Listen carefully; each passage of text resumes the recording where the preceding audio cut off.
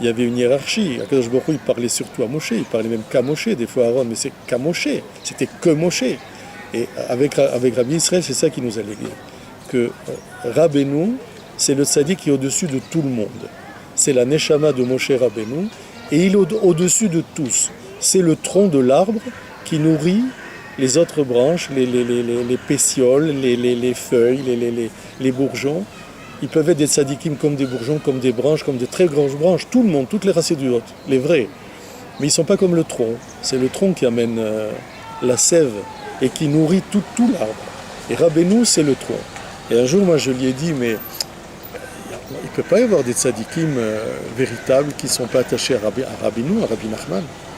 Il me dit, Ken aval bli shoresh. Ça veut dire, ils n'ont pas de racines. C'est un dibour très difficile à comprendre, chacun le comprendra comme il veut. Tous les tzadikim qui ne sont pas attachés à Rabbi Nachman, ils n'ont pas de racines. C'est un message révolutionnaire. Et donc, Rabbi Israël, à la différence d'autres manigim, il n'essayait pas de rapprocher les gens à lui. Il essayait de rapprocher les gens à Rabbi Nachman. Lui, il n'existait pas. Quand on lui disait, oh, regarde, t'as fait ça, c'est Rak Rabbeinu. C'est que Rabbeinu.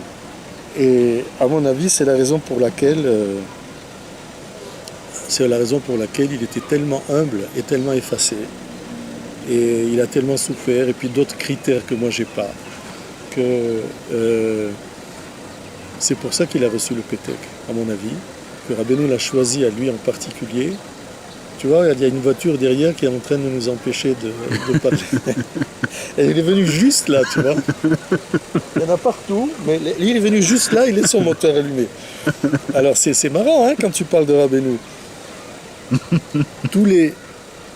Tous ceux qui ont connu Rabbi Israël, pas seulement qui l'ont connu en chair et en os, mais qui ont écouté son message, qui ont écouté ses cassettes, qui ont lu les histoires qui ont été publiées sur lui, ou les lettres, par exemple, qu'il a faites à Zalman Shazar, ce sont tous des gens qui sont devenus des bombes. Mais des bombes spirituelles, mais bien sûr par rapport à ce qu'ils étaient.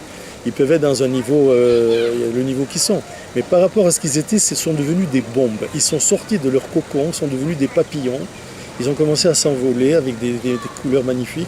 Ça, c'est le travail de Rabbi Israël. Comment il a fait ça, je ne peux pas te le dire. Si je savais, je l'aurais fait moi aussi. Je ne sais pas. Il nous a appris la Emouna. On pouvait venir avec des questions et des machins et des trucs. Il avait 3 petits mots.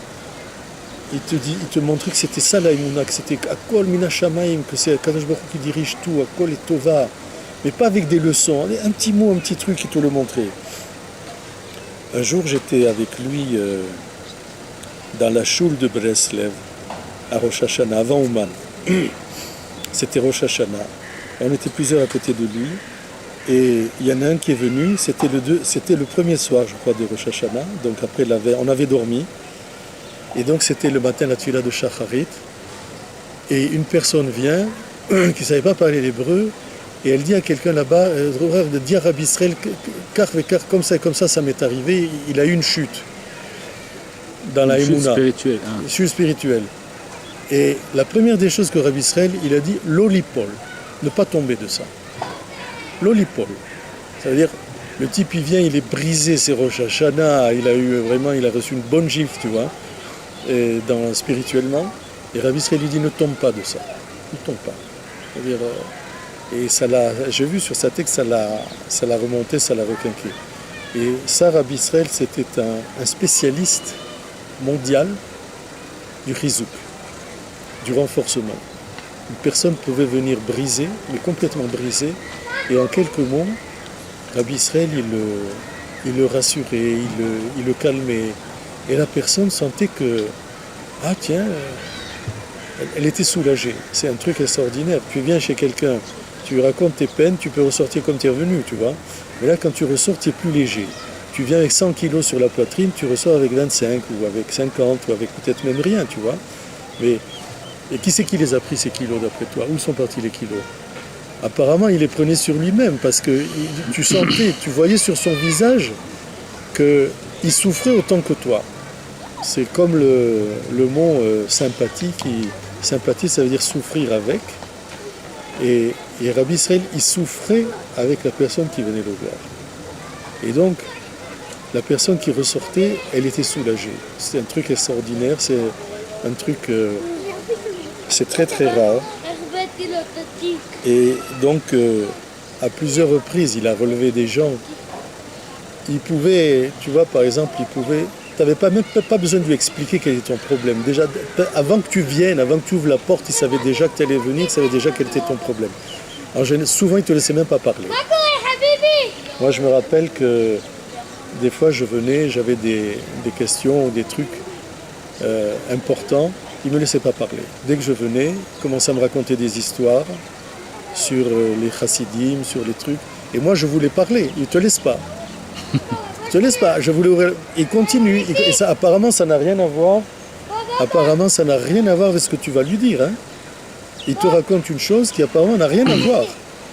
Il ne te laisse pas parler. Et puis, après, au fur et à mesure de la conversation, si tu arrives à placer un mot, il te fait comprendre qu'il a très très bien compris la question et que ce qu'il t'a dit auparavant, c'était un élément de la réponse. Et c'était ça. Il fallait surtout pas venir devant Rabbi Israël et lui dire lama, tu vas lui dire pourquoi. Alors là, si tu disais pourquoi c'est comme ci et pourquoi c'est comme ça, alors là tu étais cuit, tu vois. Ça, il n'aime pas ça du tout. Alors qu'est-ce qu'il aurait fait? Qu'est-ce qu'il faisait dans ces cas-là? Ben moi, par exemple, il m'a dit Al tishaloti lama. Il m'a dit franchement, il m'a dit Assur la. Il est interdit d'avoir des doutes sur ce que fait Akadosh Baruch Hu. Il n'y a pas de pourquoi. C'était un truc extraordinaire. Pourtant, on en a plein des pourquoi. Mais pourquoi c'est comme ça? Pourquoi moi? Pourquoi pas lui? Pourquoi lui? Pourquoi pas moi? On en a plein des pourquoi et des machins. Ben, lui, il te dit, il n'y a pas de pourquoi. Tout ce que fait Akadosh Baruch Hu, c'est Besséder. Tout ce que fait Akadosh Baruch Hu, c'est bien. Il avait une distance. Il avait une distance très très très très importante. Tu peux arrêter là? Et il a dit.